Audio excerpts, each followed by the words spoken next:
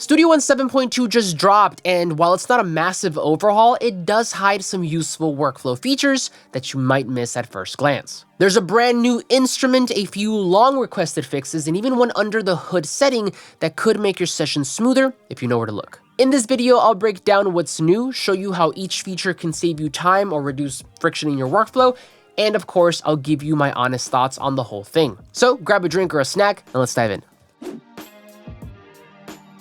Okay, so let's start off with one of my favorite small but mighty updates, improvements to the auto scroll. Okay, so if you take a look here, the auto scroll is the feature right over here, looks like an arrow pointing to the right, and up until this point, if you had it enabled, all it would do is that whenever the play bar reached the end of the screen, it would simply just turn over. So let me show you that. Let's put the play bar right over here, and then whenever it reaches the end, it just simply turns it over like a page in a book. Well, if you take a look here in 7.2, we can now right click on this feature and we get two new options, continuous centered and continuous left. Whenever we set it to continuous centered, what'll happen is that whenever the play bar reaches somewhere in the middle of the screen, it'll just start to move the entire timeline. So take a look here. If I place the play bar around measure 7, take a look what happens.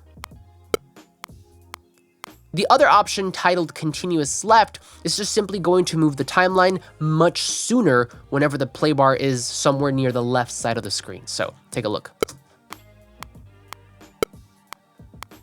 Personally, I think I'm going to keep mine now on continuous centered. I really like that. But in any case, if you've ever edited long sessions, I think you'll appreciate this one right away. This next one is subtle, but if you record a lot, you're going to love it. In 7.2, we have now updates and improvements to the auto punch feature. Now, if you're unfamiliar, auto punch is simply a feature that allows you to set beginning and end points and then record over that area. Oftentimes, it is used to replace segments of a recording that the artist or yourself feel you could do better. Now, to activate that feature in Studio One, you go down here to the bottom to the sort of transport bar, and to the left of the word metronome right here, you're gonna click this little sort of tack looking button. You could also just use the letter I on your keyboard, which is a nice little handy shortcut. Now, the first thing that they've done to the auto punch feature is that they've made it a lot more intuitive and visual. One of my biggest gripes with this feature over the years is that if you are newer, and I teach Studio One to a lot of beginners, but if you're newer, you might not know that we use the loop bar up here to set your beginning and end points for your auto punch segments. Well, the first thing that they've done, as you can see here, is that whenever you activate it, we now get these little blue triangles in the beginning and the end of our loop bar, indicating that we use this feature for auto punching. Additionally, if you go ahead and open up the record panel down here by clicking on the cog wheel, you can see that we now also have the ability to turn this on simply by pushing this little auto punch button, and we get the exact same thing.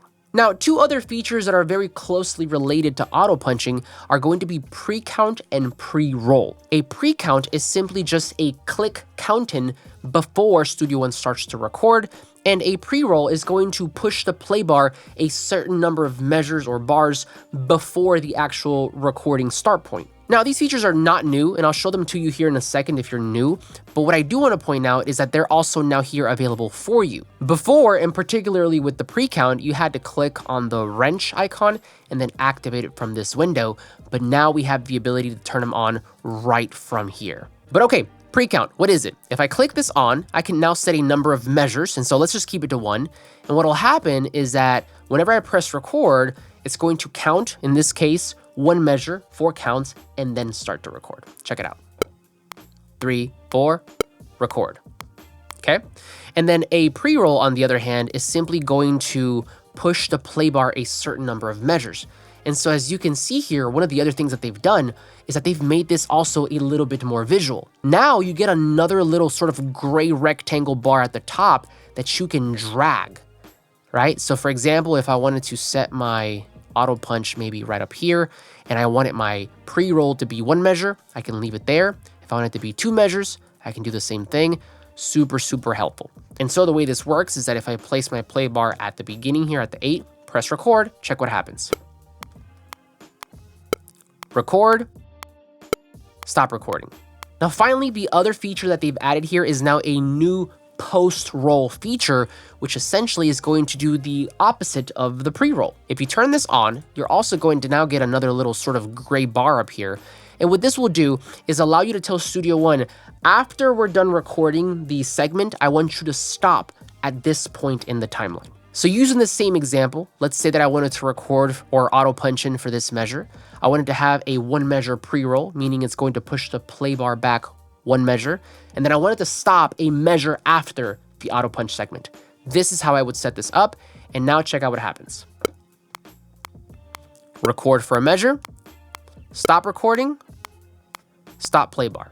Now, in all honesty, I think that if you use Auto Punch, if you like this feature, you're going to love these updates. I think they're great. However, in my experience, for me, I still prefer to record to a dedicated record track and then drag those takes down to layers for whatever track I'm recording and then comp from there. This is a whole separate conversation on recording, but I find that the dedicated record track and layer method is a little bit more forgiving. Studio One is just a program, and it's going to do exactly what you tell it to do. And specifically with beginners, what I found is that they oftentimes will set the wrong endpoints. And what you don't want to do is be with a client, right? Someone who's paying you money and then capture the wrong take or not capture it at all. In any case, that is simply my preference, how I do things and how I teach my students, in particular beginners. However, again, if you do enjoy this way of auto punching, then I do think you're going to love these new improvements and they're going to make your workflow a lot faster. And speaking of speeding up your sessions, this isn't a part of 7.2, but it is probably one of the most useful things I've built for Studio One. It's a free productivity macro toolbar that puts some of Studio One's best production functions alongside some of my own custom macros to help you cut out a ton of repetitive actions and help you get back to making more music. If you want to try it, I'll link it down below, and it's totally free. All right, this next one is a little nerdy, but don't skip it. 7.2 now comes with multi-processing improvements, which essentially means that users now have the option, the choice to override the default system settings and force efficiency cores to be used for real-time audio processing. So let me show you how that works here. If you go over to your Studio One settings and the preferences here, go over to Audio Setup, Processing tab, and then it's going to be this little option here at the bottom called Use Efficiency Cores. This is a really small one, but it could actually help with lag or glitchy playback, especially if you're running heavy sessions. Next up, we have an updated tuner plugin, which is going to be a very welcome addition if you ever track live instruments. So take a look. Now, at a first glance, it doesn't look too different. However, whenever you flip the mode switch on, you can see that we now have some new presets and custom tunings. So for example, here by default, I believe it loads into the guitar standard tuning, which is super useful to be able to tune your guitar. And of course, standard is not the only tuning preset we have. We have a bunch for guitars, for basses, banjos, mandolin. I wish I had one for a ukulele, but regardless, I think this is really, really good. Aside from this, they've also included a new strobe mode, which is essentially a different visual guide for tuning. So take a look here. If I were to try to tune this, and by the way, I just got a new Fender Strat, I'm so pumped about it, but check it out. If I were to tune it without the strobe mode and using these new guitar presets, okay, that's usually how it comes up in the default state. However, with strobe, this is what it looks like. So this is purely preference. Personally, I enjoy the standard tuning, but you do you. Okay, next up we have some improvements to the browser and specifically with plugin formats, because what they've done is that they've made it easier to spot different types by giving each its own color in the browser. Okay, so if we open up our browser and then head to, say, maybe the Instruments tab here, we can see that these plugin formats have now a sort of colored strip towards the bottom that tells us exactly what they are. In this case, we can see that a regular VST format has a pink strip, the VST3 format has a blue, and then the AU has an orange. Again, this update is small, but when you are scanning quickly mid-session, this can make a difference. Moving along, this next one is a little more niche, but really powerful if you write a lot with chords. Now in Studio One for a while now, we have had a feature called the chord track, which is multifaceted and more than I can describe in this video, but essentially it allows us to extract chords from any audio or MIDI event, and it also allows you to sort of write with chords. As you can see here, I can start to maybe drag some chord blocks into different measures. I can double click on this to see the circle of fifths. change it to a different chord, and even audition it. Now, at the default state, which is what we've had up until this point, you would see just the chord name like this, C or G. However, what they've done now is that we now have a Nashville numbering system and Roman numeral system in Studio One. Now, to access these settings, what you have to do is click on the I button to open up your inspector window, and then make sure to click on the chord track, right? Not anything else, just the chord track here. Once you do that, go over to chord display, and then from here, you can switch it from either regular, which is what the default is, numbers, which is going to be the Nashville numbering system. So in the scale of C major, which is what we're in, the C would be the 1, the G would be the 5, or you could even do Roman numerals, which is really handy.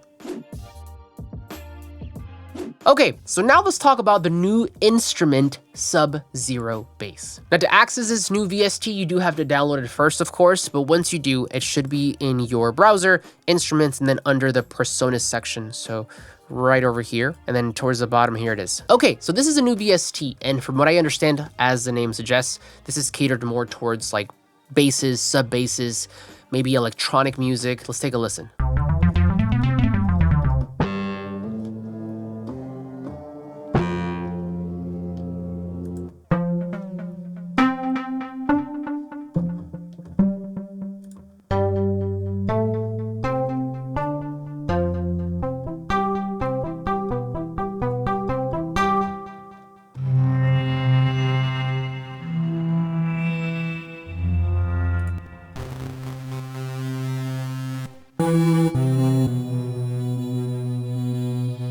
Now, the first thing that you probably notice is that this looks very similar in aesthetic and build to their other sort of VSTs that they've been dropping lately, including Cinematic Lights, Lead Architect, and then Deep Flight 1. Now, I'm going to be totally honest with you. I am underwhelmed when it comes to these new like virtual instruments, simply because to me, and this is just me, but they feel more like expansion packs rather than virtual instruments. These to me remind me of like the Play series that Native Instruments has with Contact. And so I think calling them virtual instruments might just have been a way to appease people who wanted new VSTs, but to me, these feel like they should be more expansion packs for like Presence or Mai Tai, for example. Personally though, and this is where I really wish they would kind of divert their attention to, I am still waiting for an overhaul to Impact and to Sample 1 so that we can do more sampling in non-destructive ways and just giving us more sampling functionality in